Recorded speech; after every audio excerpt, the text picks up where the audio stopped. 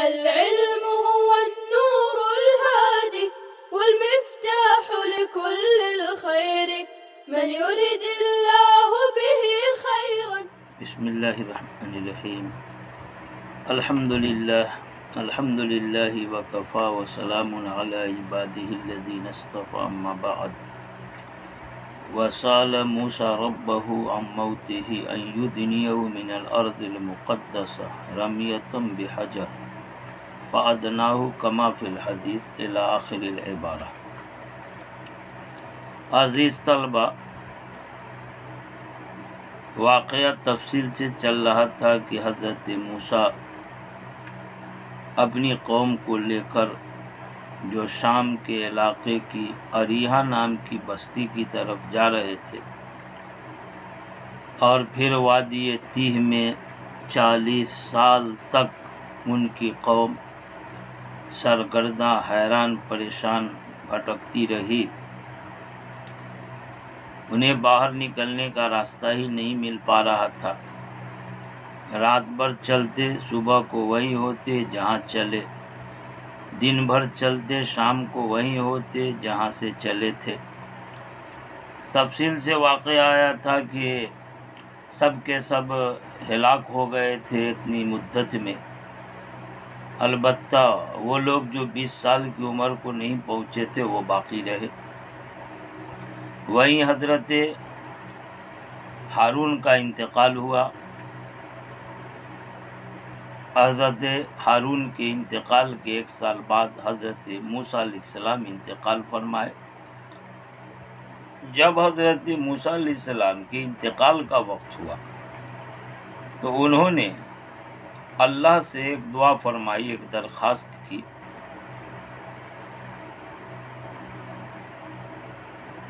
اسی کو حدیث کے حوالے سے بیان کیا جا رہا. وَسَأَلَ مُوسَىٰ رَبَّهُ عِندَ مَوْتِهِ،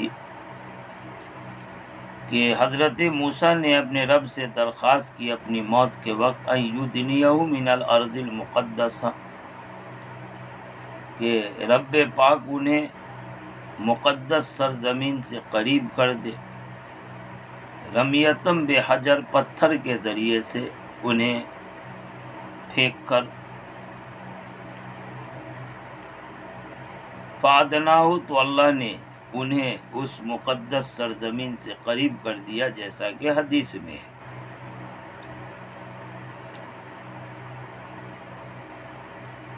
چونکہ وہ زمین شام کی انبیاء کی زمین تھی، انبیاء کی وجہ سے وہ زمین مقدس، مبارک، مطہر ہو گئی تھی. اس وجہ سے حضرت موسیٰ نے اللہ سے درخواست کی اور ان کی آخری تمنا ہوئی کہ ان کی موت اسی مبارک سرزمین کے قریب ہو، یعنی وہاں اس کے قریب قریب میں دفن کیے جائیں. اس سے ایک مسئلہ نکلتا ہے کہ آدمی کو یہ تمنا کرنی چاہیے کہ اچھی جگہ، مبارک سرزمین پر اس کی موت ہو، مبارک جگہ میں اسے دفن کیا جائے. مثلا کسی نبی کی قبر کے قریب یا کسی ولی بزرگ کی قبر کے قریب. یہاں ایک بات قابل غور ہے کہ حضرت موسیٰ نے یہ درخواست کی کہ اللہ اس زمین سے قریب کر دے، یہ نہیں درخواست کی کہ وہیں دفن ہو. علماء نے اس کا نقطہ بیان فرمایا کہ اس میں حضرت موسیٰ کو آئندہ کے لوگوں کے بارے میں خوف خدشہ تھا کہ اگر وہیں اسی جگہ میں اگر دفن ہو تو اس جگہ کی وجہ سے جو متعارف ہے کہیں ان کی قبر بھی متعارف نہ ہو جائے، لوگوں کو پتہ چل جائے، اور اس طرح سے لوگ ان کی قبر کو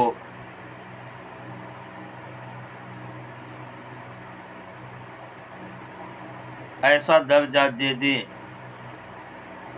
کہ اس کی وجہ سے وہ شرک میں پڑ جائیں،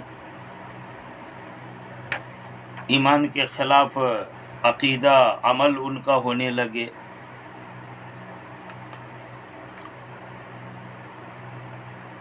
لہذا لوگوں کے فتنے میں پڑنے کے اندیشے سے انہوں نے تعین نہیں کی کہ وہیں اسی جگہ پر خاص دفن ہوں، لیکن اپنی سعادت کے لیے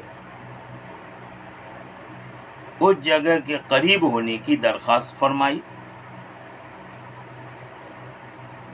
فرمایا موسیٰ نے اپنے رب سے درخواست کی اپنی موت کے وقت کہ رب پاک انہیں قریب کر دیا، یدنیہ ادنا افعال سے قریب کر دے، از مقدس سے، رمیتم بے حجر کسی پتھر کے ذریعے سے لڑکا کر، یعنی پتھر پر ہو وہ لڑک کر وہاں پہنچ جائے، جیسا کہ ان کے لیے معجزہ ہوا تھا کہ کپڑا پتھر پر رکھا تو کپڑا لیے ہوئے وہ پتھر لڑک کے آگے گیا۔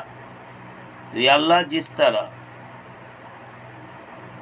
لباس کو پتھر کے ذریعے سے لڑکا کر دور پہنچایا، تو صاحب لباس کو بھی اس پتھر کے ذریعے سے لڑکا کر کے معجزے کے طور پر انہیں اس مقدس سرزمین پہ پہنچا دے۔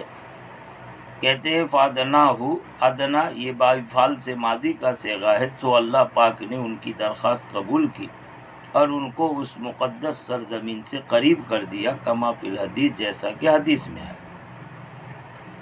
آگے کہتے وہ نبی یوشع بعد الاربعین، 40 سال کے بعد حضرت یوشع نبی بنائے گئے۔ یہ 40 سال وہی میدان تی میں رہنے کی مدت ہے۔ حضرت موسیٰ کے وصال کے بعد حضرت یوشع کو نبی بنایا گیا۔ وَأُمِرَ بِقِتَالِ الْجَبَّارِينَ، حضرت موسیٰ کا جو مشن تھا وہ ادھورا رہ گیا تھا۔ اریحا نام کی بستی میں جانا تھا، کنعانی جابر ظالم قسم کے لوگ تھے، ان سے قتال کرنا تھا۔ لہذا یہ بعد میں جب نبی آئے تو انہیں پہلے والے نبی کے چھوڑے ہوئے نامکمل مشن کو پورے کرنے کا حکم ہوا۔ چنانچہ کہا وہ میرے بقتال الجبارین۔ اس سے ایک بات معلوم ہوئی کہ ہر بعد میں آنے والا پہلے اپنے پہلے کے صاحب منصب کے مشن کو مکمل کرے۔ اس نے کوئی اچھا کام شروع کیا ہو، تکمیل تک نہ پہنچا ہو، تو پہلے اسے مکمل کرے اور پھر بعد میں پھر اپنا کوئی اچھا کام شروع کرے۔ حضرت یوشع 40 سال کے بعد نبی بنائے گئے، وہ میرا بقتال الجباری، اور انہیں حکم دیا گیا ظالم جابروں سے قتال کا، فسارا بمن بقی معه، لہذا وہ لے کے چلے ان لوگوں کو جو باقی رہ گئے تھے اپنے ساتھ۔ یہ جو باقی رہ جانے والے لوگ تھے انہی بنو اسرائیل کی اولاد تھی۔ اخذ میثاق جو ہوا تھا، عہد پیمان، اس وقت جن کی عمر 20 سال کو نہیں پہنچی تھی، تو یہ 20 سال کی عمر کو جو نہ پہنچے تھے وہ لوگ باقی رہ گئے تھے، بقیہ اور دوسرے لوگ سب ختم ہو گئے تھے۔ تو یہ باقی رہنے والے لوگ تھے جن کو لے کر کے وہ چلے، وقاتلہم، اور انہوں نے قتال کیا ان ظالموں سے، جابروں سے۔ روایت میں آتا ہے کہ حضرت موسیٰ کی موت کے بعد حضرت یوشع کو نبی بنایا گیا، اور پھر اللہ پاک نے انہیں ان ظالموں سے قتال کا حکم دیا، اور ان کی قوم نے ان کی تصدیق بھی کی اور ان کے ساتھ قتال کرنے پر عہد و پیمان بھی کیا۔ لہذا حضرت یوشع اپنی قوم بنو اسرائیل کو لے کے اریحا نامی بستی کی طرف چلے۔ روایت میں آتا ہے کہ 6 مہینے تک اس بستی اریحا کا انہوں نے محاصرہ کیا، اور 7ویں مہینے میں جا کر کے اس بستی کو فتح کیا، اور پھر اس میں داخل ہوئے ظالموں جابروں کو قتل کیا اور انہیں بری طرح شکست دی۔ یہ قتال کا جو واقعہ ہوا تھا جمعہ کے دن، ابھی ان میں سے بہت سارے لوگ باقی رہ گئے تھے، آخری انجام کو نہیں پہنچے تھے، پورے طور سے فتح نہیں ہوئی تھی کہ سورج ڈوبنے لگا، اور جیسی سورج ڈوبتا تو دن جمعہ کا ختم ہو جاتا، سنیچر کا دن شروع ہو جاتا، اور سنیچر کے دن میں ان اہل کتاب یہودیوں کے ہاں قتال منع تھا۔ لہٰذا جب سورج غروب ہونے لگا اور سنیچر کی رات کے آنے کا امکان ہوا تو حضرت یوشع نے دعا فرمائی کہ اللہ سورج کو لوٹا دے، اور انہوں نے سورج سے کہا کہ تو بھی اللہ کی طاعت میں، میں بھی اللہ کی طاعت میں، لہذا تو ٹھہر جا تاکہ مکمل طور سے سنیچر آنے سے پہلے اللہ کے دشمنوں سے انتقام لیا جا سکے۔ ان کے لیے معجزہ ہوا کہ سورج ٹھہر گیا اور دن میں وسعت ہو گئی، یہاں تک کہ جمعہ کا دن اتنا لمبا ہوا کہ جمعہ کا دن ختم ہوتے ہوتے انہوں نے اپنے کام کو نمٹایا، ان ظالموں کو قتل کیا، اور اس طرح سے سنیچر کا دن شروع ہونے، اس کی رات آنے سے پہلے اس اریہ نامی ظالموں کی بستی کو انہوں نے اپنے قبضے میں لیا، اس کو فتح کر لیا۔ پھر بعد میں حضرت یوشع وہاں وفات پائے اور جبل ابراہیم پر دفن ہوئے۔ ان کی عمر اس وقت 126 سال کی تھی۔ اسی واقعے کو بیان کرتے ہیں، وَكَانَ يَوْمُ الْجُمَعَةِ، اور جمعہ کا دن تھا، وَوَقَفَتْ لَهُ الشَّمْسُ سَاعَةً، تھوڑی دیر کے لیے سورج ٹھہر گیا تھا، یہاں تک کہ وہ فارغ ہوئے ان ظالموں کی قتال سے۔ وَرَوَى احمد، اور احمد نے روایت کی اپنی مسند میں، مسند احمد میں ایک روایت ہے، وہ حدیث بیان کی، ان الشمس لم تحبس علی بشر الا لیوشع، کہ سورج نہیں ٹھہرا کسی بشر انسان کے لیے سوائے حضرت یوشع کے، لیالی چند راتوں، ان راتوں میں یا ان دنوں میں جب وہ بیت المقدس کی طرف چلے تھے۔ حدیث سے یہ نہیں سمجھنا چاہیے کہ صرف وقوف شمس کا واقعہ حضرت یوشع کے لیے ہی ہوا، بلکہ حضرت یوشع سے پہلے کسی کے لیے سورج نہیں ٹھہرا تھا، ورنہ بعد میں تو ہمارے نبی صلی اللہ تعالی وسلم کے لیے معجزہ کے طور پر 2 بار وقوف شمس کا واقعہ ہوا، اور ایک روایت میں حضرت علی کے بارے میں بھی آتا ہے کہ ایک بار وقوف شمس کا واقعہ ہوا۔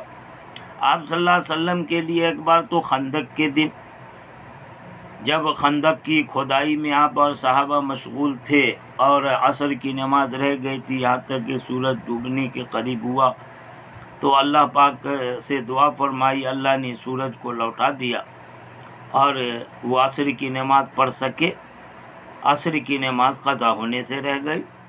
اور اسی طرح دوسری بار شب معراج کی رات گزری اور جب صبح ہوئی تو شب معراج کی رات کی صبح کو یہ واقعہ ہوا تھا، گویا سورج طلوع ہونے والا تھا، اللہ نے اسے ٹھہرایا، روکا، اور اس طرح فجر کی نماز ہوئی، یا یہ کہ عصر کا وقت رہا ہو، سورج غروب ہونے والا تھا، اللہ نے ٹھہرایا اور عصر کی نماز پڑھی۔ حضرت علی کے بارے میں ایک روایت میں آتا ہے کہ آپ صلی اللہ علیہ وسلم ان کے ران پہ سر رکھے ہوئے سو رہے تھے، اب انہوں نے آپ کے آرام کی وجہ سے عصر کا وقت ہوا، بیدار نہیں کیا اور عصر کی نماز نہ پڑھ سکے۔ جب بیدار ہوئے آپ صلی اللہ علیہ وسلم، دیکھا سورج بالکل غروب ہونے کے قریب تو آپ صلی اللہ علیہ وسلم نے دعا فرمائی کہ اللہ علی آپ کی طاعت میں اور آپ کے رسول کی طاعت میں، لہذا سورج کو لوٹا دیں۔ اللہ نے سورج کو ٹھہرایا، لوٹایا، یہاں تک کہ عصر کی نماز پڑھی اور قضا ہونے سے وہ نماز رہ گئی۔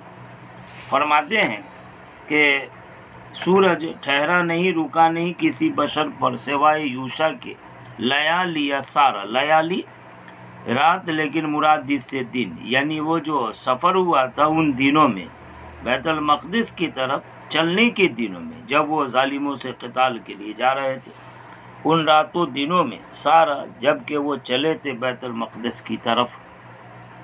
یہ پورا واقعہ تفصیل سے تھا، اہل کتاب یہودیوں سے متعلق، وہ واقعہ ختم ہو گیا۔